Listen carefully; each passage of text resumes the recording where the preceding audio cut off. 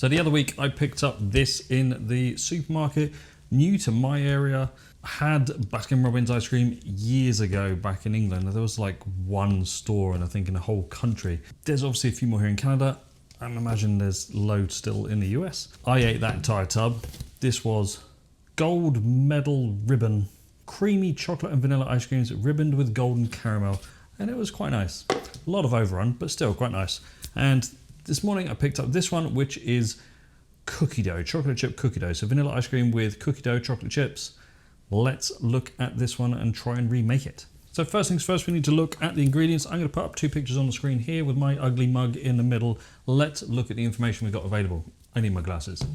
Right, so we have nutritional facts based on 188 milliliters. Now we're going to talk about this in a little bit, but per that amount we have 270 calories, 13 grams of fat, 26 grams of sugar, 2 grams of protein, and then a bit of randomness going on.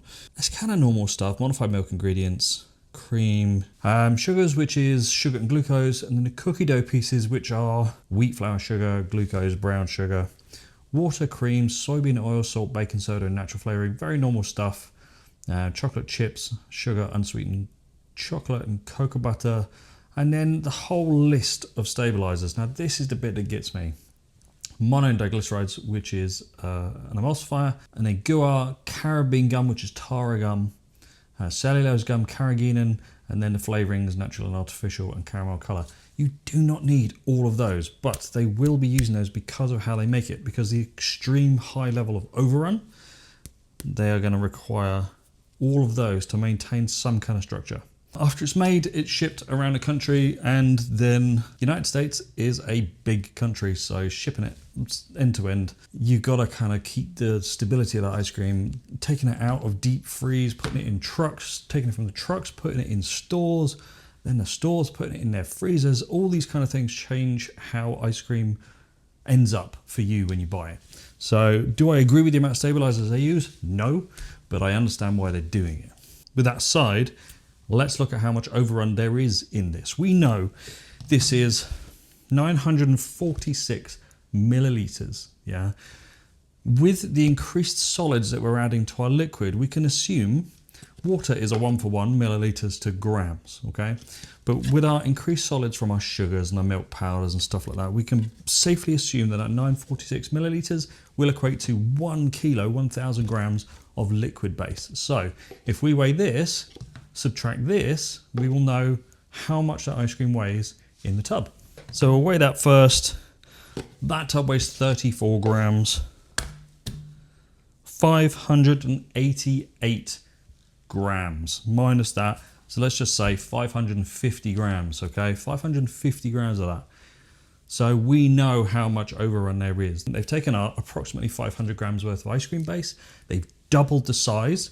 So increased the capacity, the volumetric size by 100% to give us nearly, give or take, 1 litres worth of ice cream. 100% overrun, okay? That 100% overrun gives you that lighter ice cream. It can be quite nice. This isn't too bad actually, this stuff. I quite enjoyed that. But you are getting much less for your money. Gelato is much lower overrun than ice cream. Artisan ice cream is around 40%, give or take 10% either way. Gelato generally goes down to about 30% overrun, give or take 10% either way, depending on where you buy it. So based on what I ate, I was going to assume that we're looking at around 10 to 11% fat, but really high sugar. We're going to assume that we're getting up to, you know, the 18 to 19% sugar content just for the ice cream, excluding the add-ins, because it was very soft to scoop, really soft, even at deep freeze, a -20 centigrade, really, really easy to scoop. What are we going to need for our vanilla base and our cookie dough? For this Baskin Robbins cookie dough ice cream, you're going to need 735 grams of whole milk, 385 grams of cream, 84 grams of skim milk powder, 238 grams of sugar, 35 grams of glucose or corn syrup, 2.8 grams of locust bean gum, 4 to 5 grams of lecithin, 14 grams of vanilla extract, and finally 2 grams of salt. Right, so let's get all the ingredients in our pan and ready to go. I'm going to use locust bean gum today because I like to use different stabilizers so you can see that you don't need all of them to still get an excellent result. You can just use one. With that in mind, let's start with our milk. 735 grams. I'm making a 1.5 kilo batch. If you're making an Ninja Creamy Deluxe, then halve it. If you're making an Ninja Creamy Standard, then divide it by 3. Or just make a massive batch and enjoy it. Into that, we're going to put cream, 385 grams. We're going to go in with our skim milk powder, 84 grams. Going to use a little container to weigh out the sugar and a stabilizer. So sugar, 238 grams.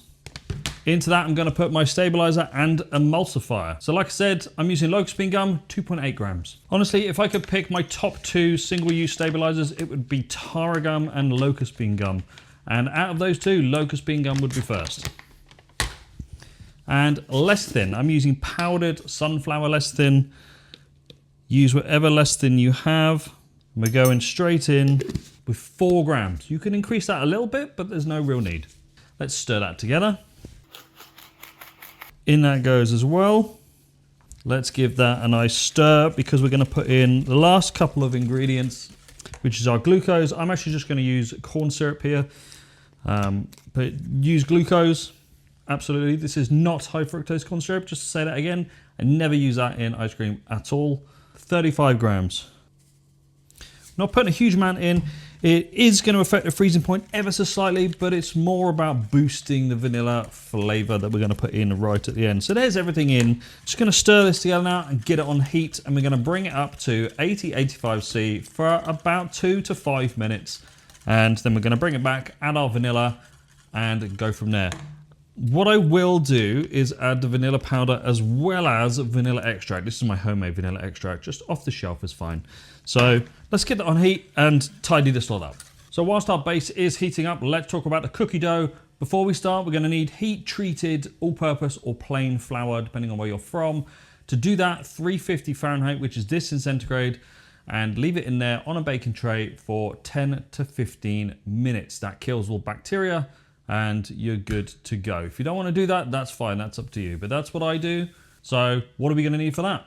For a 500 gram batch of cookie dough, you are going to need 120 grams of butter, 140 grams of sugar, 60 grams of glucose syrup or corn syrup, 140 grams of heat-treated all-purpose or plain flour, 15 grams of milk powder, 5 grams of vanilla extract, 2 grams of salt, and 20 grams of cream. You can use brown sugar if you want. That will change the flavor ever so slightly. A little bit of molasses. I actually might add a little bit of molasses into this as well because I don't have any brown sugar in the cupboard. So that's a nice easy way around it. Let's get a little bowl and get this made up. So we're going to start with our flour, 140 grams. We're going to add our sugar, so also 140 grams. Tiny little splash of salt. Don't know if you can have a splash of salt because it's not liquid, but we're going in with 15 grams of milk powder. So now what we've got to do is add our butter, our cream, and our vanilla extract. So there's our dry ingredients. Let's get that combined. Although molasses and glucose are very different, they kind of do the same thing in regards to this cookie dough. So let's get that little container. We're going to pop in our 20 grams of cream, our vanilla extract, molasses. I'm going to add 20 grams of molasses, or more because I can't stop it. There we go. That's closer to about 40 grams. And then we'll finish off with our corn syrup. Let's stir this together. In that goes into there. Make sure we get all of that out. And let's stir this together. Let's get our butter in, like so. And let's just mix all that together. Into that, we're going to put chocolate chips. We're going to put, you can actually put as much or as little as you like. I'm going to put 120 grams in, like so. Let's just combine that quickly. On that goes. And that now can go in the refrigerator for a good 2 or 3 hours to completely chill down and harden off. And it means we can cut it and get it ready for our ice cream. So let's do that. Right, there we go. We are up to temperature. And we are now on the last stage for this. We're going in with our vanilla extract, 14 grams, so quite a bit. And then we're going to top off a half teaspoon of our vanilla bean powder. Just adds pure unadulterated vanilla flavor. So let's get it in a container. And let's get the lid on. Let this chill out for 20 minutes on the top. And then we will get it in the refrigerator for a few hours to chill down before we churn it this afternoon.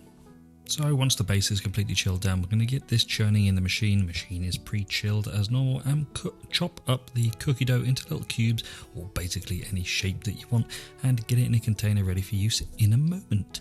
So once the ice cream is at about this stage, so 5 minutes towards the end, we're going to start adding it into our ice cream machine. If your machine can't cope, then just hand mix it in at the end, which you would probably do about now. These tubs are now no longer available, so sorry to those that are interested, but whilst it's chilling, I'm going to make some homemade waffle cones. If you're interested in learning how to do it, then let me know in the comments and I'll do another video show you how to make these delicious chocolate ones, and also some gluten-free versions as well. So now that the ice cream is completely chilled down, we're going to get some out and get some dished up so we can actually see what it looks like. The cone is delicious. I already know this, I've had this before. The smell is incredible, scoops perfectly, big chunks of cookie dough, which I love. So let's find out how this Baskin Robbins cookie dough ice cream finally turned out.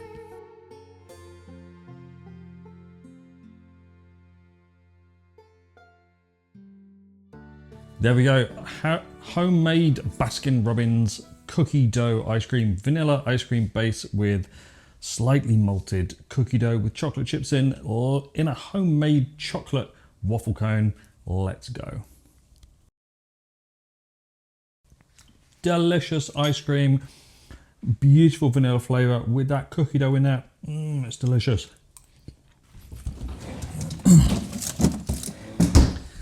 The Baskin Robbins version. Now this straight out of the freezer, you can see how soft it is, incredibly soft. But one thing to note is they have tiny little chocolate chips. Look how small they are minuscule. That massive overrun just shouting out, and the cookie dough comes in these tiny little squares. Very grainy, incredibly sweet. Basically a teaspoon of sugar in every bite. Tastes okay. Super generic vanilla ice cream. The other one was pretty good. This one is, a bit meh. So there we go, homemade Baskin Robbins cookie dough ice cream in a homemade chocolate waffle cone. Don't forget to like and subscribe. Next week, I'm going to do a teardown of the Ninja Creamy, but to give something back to the people that aren't interested in Ninja Creamies, I'm going to discuss stabilizers whilst I do it. So if you want to hear about stabilizers and watch me try and fix my Ninja Creamy Deluxe, make sure to like and subscribe, and I'll see you next week.